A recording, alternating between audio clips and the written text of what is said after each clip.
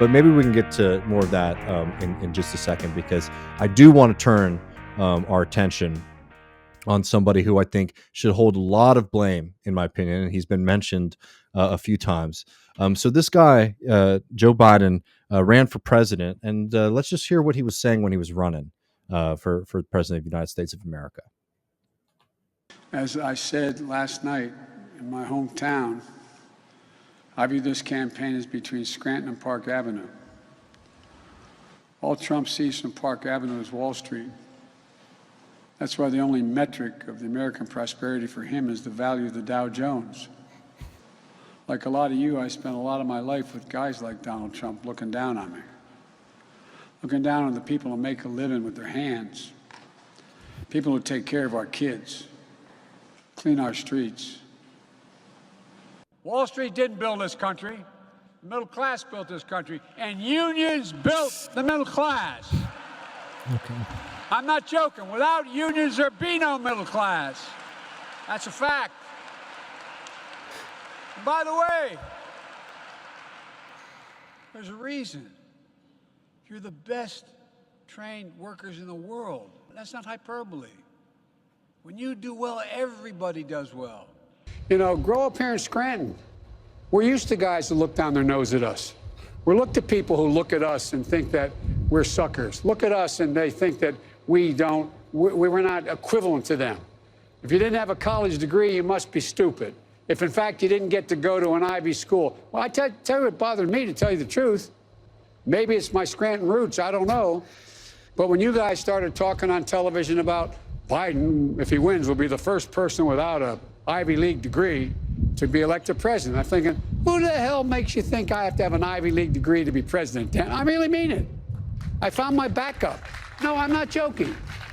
I'm not joking. Like, guys like me were the first in my family to go to college. Up here, my dad busted his neck. My dad came up here, worked here, lost his job like a lot of people did here. Joe gets it, right? Joe's a working class kid from Scranton. This campaign is about Scranton versus Wall Street, or Scranton versus Park Avenue, right? It's the working people, the people who do things, who create value in the society, against the people who just extract value from the society, right? That's the framing. Where the fuck was Joe Biden for these past 2 years? Where was Joe Biden? He knew about it. Come on. Joe Biden purposefully sat this fight out. And look, we know what the Republican Party is, right? We should have no illusions or expectations that the Republicans are going to come in and do this kind of fight. The Democratic Party claims to be the party of unions. Joe Biden claims to be the most pro-union president in this country's history. Where was Joe Biden at a fight that is just so damn clear? It's about bosses versus workers. It's also about parts of this country that have tremendous amounts of workers and natural resources. And what happens in this country to the natural resources of this country? Traditionally, do those flow into the pockets of the people who live in those communities, or do those get siphoned away into the centers of capitalist power, the financiers, right? What happens to natural resources in this country? You strip away the natural resources from parts of this country that people like to forget about, or act like they don't matter, act like they're backwards. That is what builds up, the beautiful, beautiful opulence that you see in a place like New York City, right? If you are truly going to sit here and say, I'm here for the little guy, I'm here for the people who have been forgotten in this country, I'm here for the people who have been pushed around for far too long from fancy boys like Donald J. Trump, this is your fight. And where was Joe Biden, right? Where was Joe Biden at the railroad strike, right? We know who he is. It's, saying this is not about being like generally surprised, but it's about placing blame on who deserves to be the blame to be placed on, because this is something that it's ridiculous that somebody like Joe Biden was not present for. Well, and this one, and also I'll go back to the rail strike. It's very clear Joe Biden wants to portray himself as this, this union Joe, right? Working class, middle class Joe. We get a little bit further away from where I'm like happy when we get to that. But he voted against the breaking the rail strike in the early 90s. If he delivered for rail workers in December instead of fucking them. Mhm. To be honest, I think he's sitting pretty as far as his domestic labor agenda. And he didn't. And why didn't he? Because of the fucking rail oligarchy. Like, and Mhm. because of all the people who are taking cash out of that. Like, that's it's simple as that. And in this case, it's people who are also very cozy with Joe Biden, which is the financial class in this country. Yeah, they Look, like that's what the reporting that said that they were confident the entire time that that's the outcome that they were going to get tells you everything you need to know. And this stuff, look, it might be enough to win re-elect to say, look, the Republicans were against us, and like we had these union leaders said we could do this, but that's not gonna do shit for these workers. That's not, and mhm. ultimately that's just gonna keep corroding and corroding. And look, not every Democrat has the bona fides for being a union guy that Joe Biden has, right? Like we can quibble over whether how like accurate it is, but that is an advantage that he brought to that. And like, what do you, after he's gone, then what are you going to say? Like, I guess maybe you run Sherrod Brown or some shit and just have him talk too. Like, I don't know. But look, on the national level, like you look at the state of the Democratic Party, you look at popular opinion in this country, and the Republicans in the United States, and even in places like Texas, represent actually a very minority position. When you look at public polling on the issues and the things that they want to do, these aren't popular things.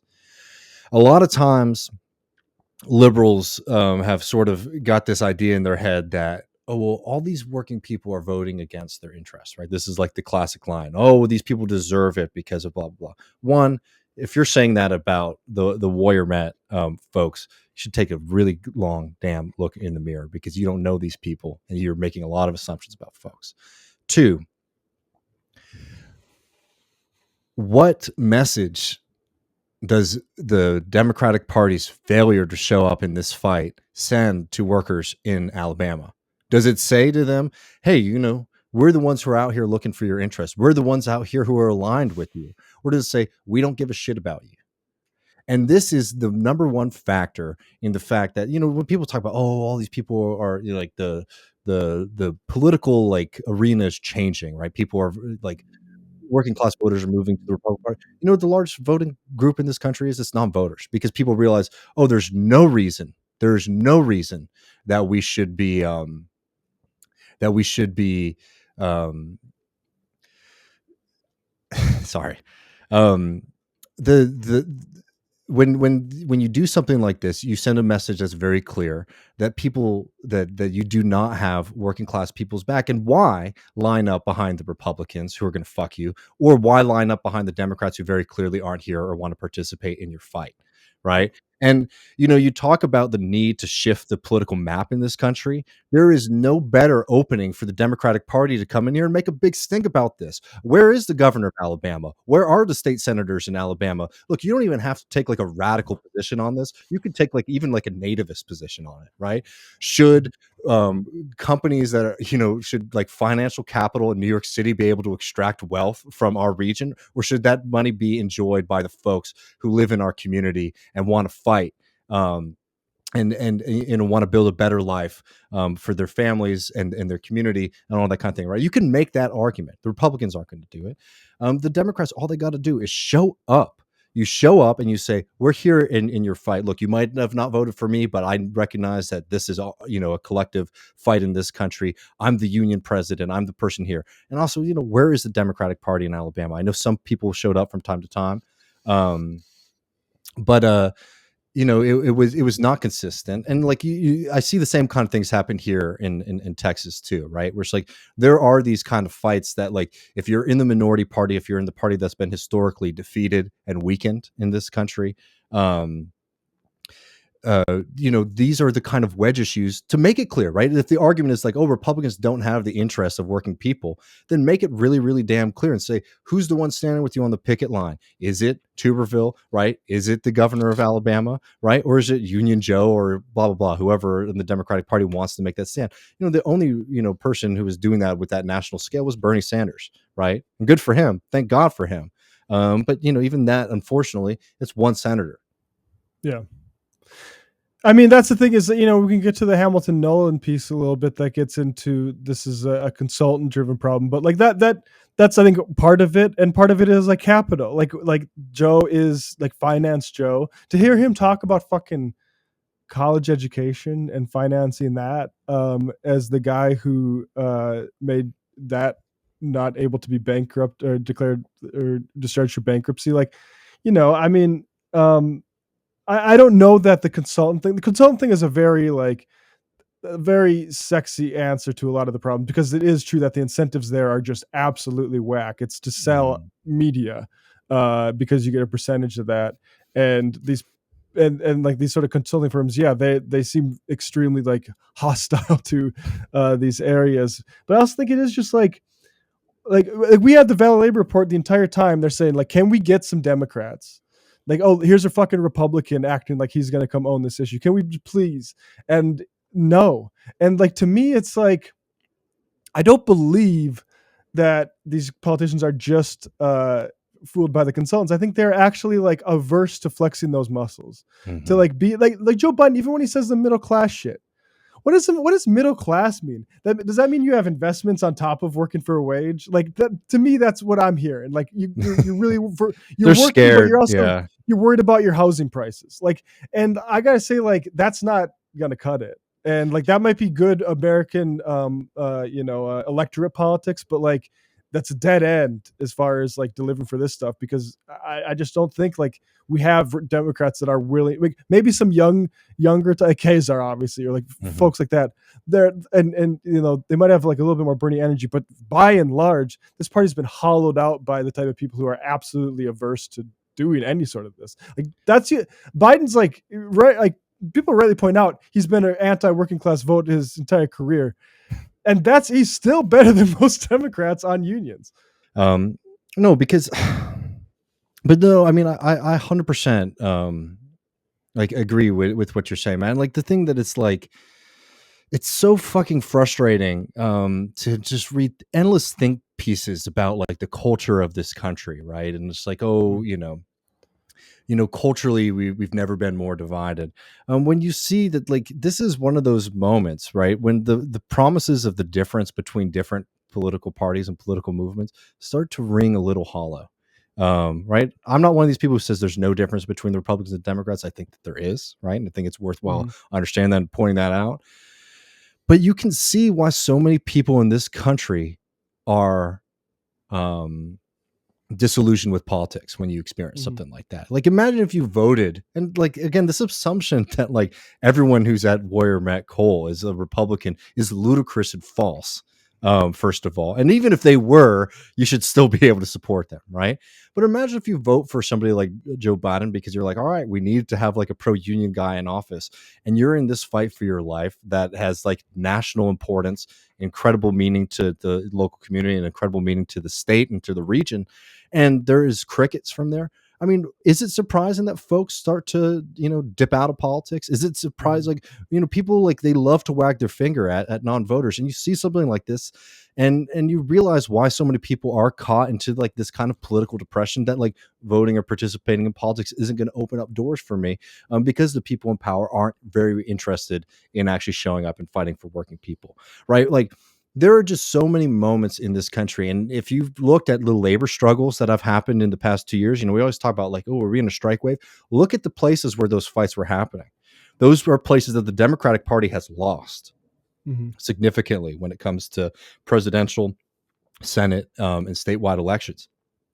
What better opportunity to show the deficiency of the Republican Party than to really show up and be a fervent supporter of unions and workers' rights? And it just shows, just clear as day, that the consultants in the Democratic Party have decided it's not even a cultural affectation. They've done the math and they've said, we don't need these people. We're going to let them go. Yeah.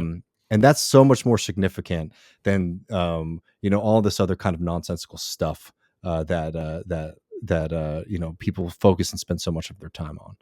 Yeah, and I think this kind of sets the table for Yeah. another narrative of loss with the Corbyn thing.